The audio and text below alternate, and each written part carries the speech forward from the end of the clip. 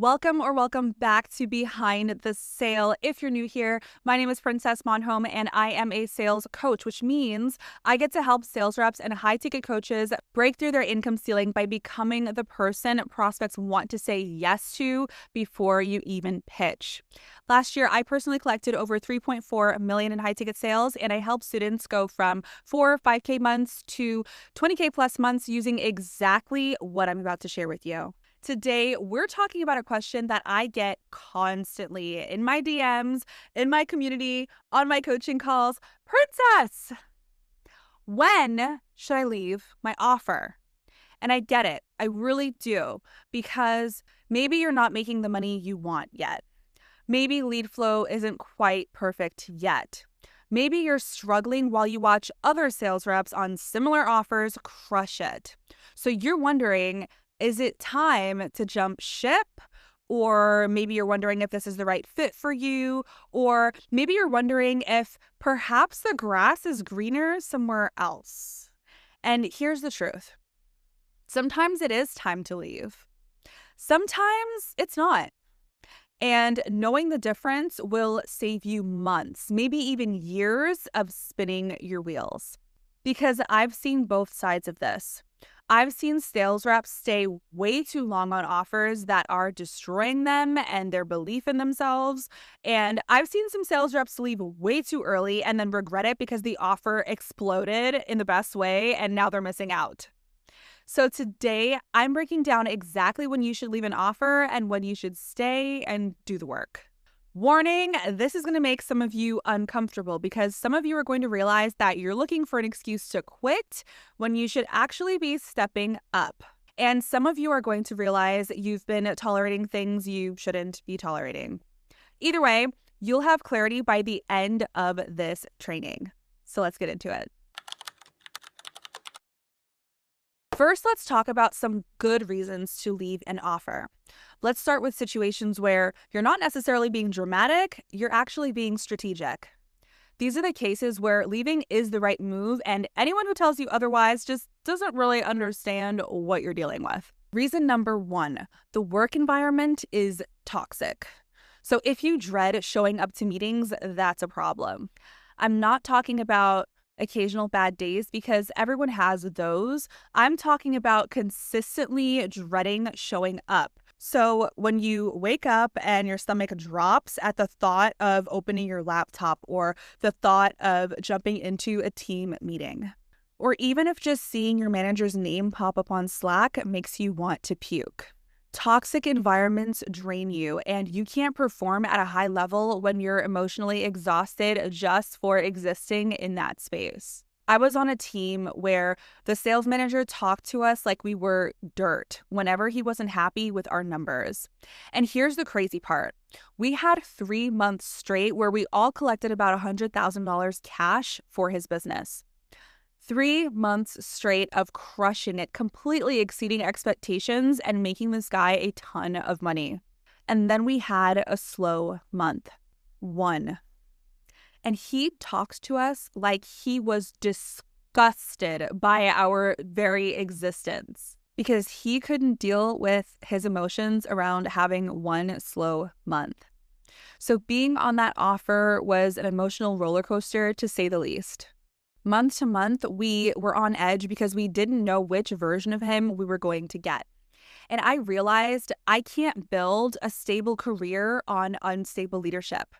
So I left. And that was the best decision I made because since then, he has shut down the business and fired everyone without warning and just put a lot of people in a bad situation. This happened almost 2 years ago, and just as recently as a few months ago, I got an email from a client saying, hey, what's going on? Everything's completely disappeared. I'm not getting the help, so it's a mess. Now, some people will tell you, you've just got to toughen up or you've just got to learn how to deal with difficult people. And of course, you need thick skin in sales, right? But there is a big difference between thick skin and tolerating straight up abuse.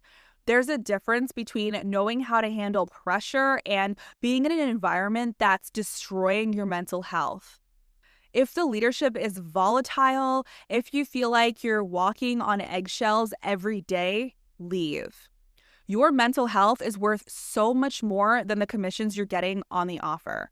Reason number 2, if your clients are not getting results and you feel like you're being unethical.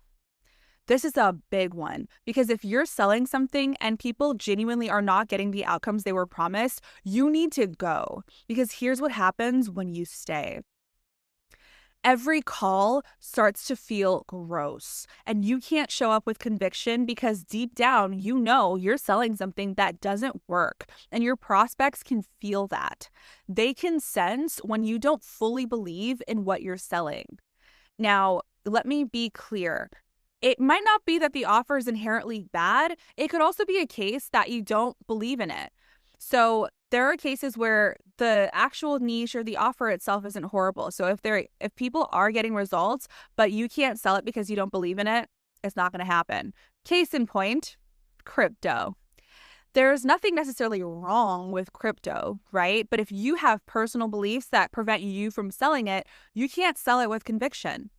If you wouldn't recommend your offer to someone you love, then you're on the wrong offer. Your internal resistance is not a mindset problem. It's just data that it's not for you. So listen to it. I learned this the hard way when I sold an offer where the fulfillment was so-so, and every time I closed the deal, I felt horrible. Like I convinced someone to invest in something that might not actually get them the return they're looking for. And it actually made me worse at my job because I couldn't lead with confidence. So I just started to slowly stop believing in myself. So I left and I found an offer that I can authentically say, if you invest in this and you do the work, we will not let you down. We won't let you fail. And that shifted everything. So now let's shift gears and talk about some bad reasons to leave an offer. Here's where most reps get it wrong, because there are some situations where you think you need to leave, but really you just need to step up. And this is going to be uncomfortable for some of you to hear, but I care more about your long-term success than making you feel good in the moment. So here we go. The first bad reason is that lead flow is too low. Lead flow is not a reason to quit. It's a reason to get creative, because if you're sitting around waiting for your calendar to fill up, then you're not treating this like the business it is. As a closer, this is your business. You have way more control than you think. So you can do outbound and you can call the leads in the CRM so that you can book calls. You can even set up your own text blasts to reactivate leads so you can start having conversations and booking calls. Sitting idle and complaining accomplishes absolutely nothing, and I see this all the time. Reps who have 2-3 calls a day on their calendar just scrolling on Instagram or complaining about their lead flow on Facebook. Meanwhile, top performers are filling up their own calendar, they're proactive, and they're not waiting for leads to come to them, they're actually creating their own opportunities. And here's the crazy thing. The sales reps who complain about their offers the most are the same ones who don't respond to leads quickly, don't follow up consistently, and don't create their own opportunities. Make it make sense. The second bad reason to leave an offer is because the leads are not completely warm. If you hear yourself saying, the leads are so cold, they're so hard, it's so hard, dude, warm them up yourself. We've all been there where it's not the most ideal situation, so we need to work a little extra harder to get deals through. I was closing for a startup once where the influencer did not film any pre-call assets, no VSL, no masterclasses, no homework video, nothing, nada. So the leads were booking calls knowing absolutely nothing about the offer or the person behind it. So yes, it was a lot harder, but instead of complaining, I just created my own homework package. So I created an email that included a simple 1-paragraph bio about the influencer that gives them the information they need to trust in their expertise. I also included a link to a testimonial page that had some video testimonials that I had the influencer create using my framework, and I had we had some written testimonials as well. I also shared a couple articles that shared the influencer's accomplishments, so it further drives home that this person is an expert that this very cold prospect can trust. And then after sending that email to every prospect I was engaging with to book a call, I made sure that everyone on my calendar did their homework before the call. So did it take a lot of extra work? Of course. But did it dramatically increase my cash collected? Abso-freaking-lutely. Here's the thing that most sales reps don't understand. You have so much more control over your income than you think. You can create pre-call assets for yourself. You can film a Loom video introducing yourself, giving a brief overview, how you guys work with clients, and you can send over an email that primes them before they speak to you. And if you have an appointment setter, you guys can work together to make sure those leads do their homework before the call, thus taking a startup with zero assets to 200, 300,000 a month. Think about what that means for your commissions. If you really want to implement this in your process, but you have no idea where to start with creating a pre-call video, I'll link my pre-call video framework down below so that way you can just jump in there for free and grab it. It's the same framework that I've used for multiple offers and the same one that I use when I work with business owners to create their own videos too. You can get it for free. The link is in the description. So now you have no excuse to wait for perfect conditions. You can just create them. If you're thinking, I'm just a closer, that's not my job, you are thinking like an employee, not like an entrepreneur. Your job is to make more money. And if creating better conditions for yourself helps you make more money, do it. And last but not least, here is the third bad reason to leave an offer. Because you're not at the top of the leaderboard. If you find that you're struggling month after month while other sales reps on the same offer are crushing it, that's a skill issue. And skill issues are fixable. You can role play more. You can review your own calls. You can get coaching. You can study what the top performers on your team are doing differently. Ask your top performers, how are they handling the most common objection that you guys get? What questions are you asking in discovery that you notice makes such a big difference? How are you positioning XYZ when they ask you this nitty-gritty question in the pitch?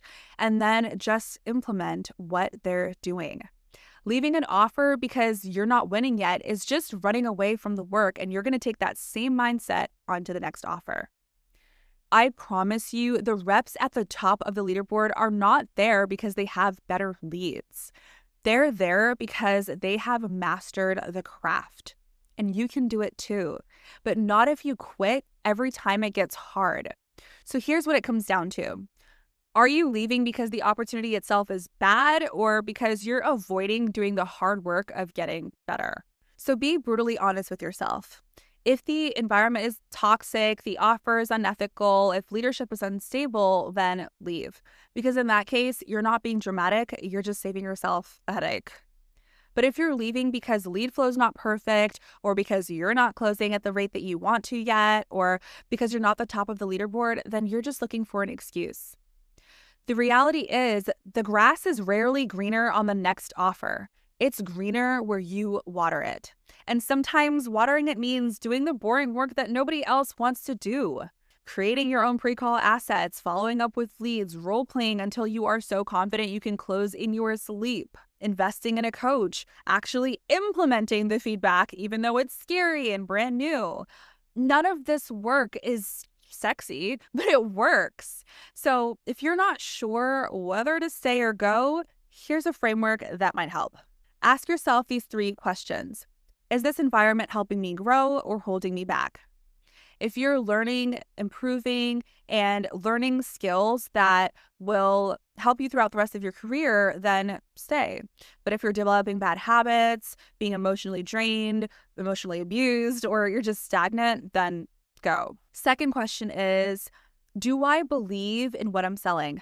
If yes, then stay and work on your skill set. And worst case scenario, if lead flow is still so low despite your efforts to get more calls on the calendar, just take on a second client offer to keep your calendar full.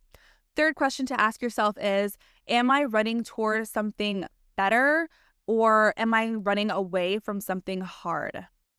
If you have a clear plan for what's next and it's definitely an upgrade, then go. But if you're just hoping that the next offer will magically be easier, then you better stay your butt there and do the hard work. The answer to those 3 questions will tell you what you need to do. So here's your homework after this video. If you're thinking about leaving, the first thing you need to do is really take a moment and write down your honest reasons why you want to leave. Not the ones that sound good or that make you sound good to the next manager. I mean the real reasons. The truth. Step 2 is to ask yourself, if I left today and join another offer? Would I take the same problems with me? Step 3, if the answer is yes, stay and fix those gaps. If no, then plan your exit.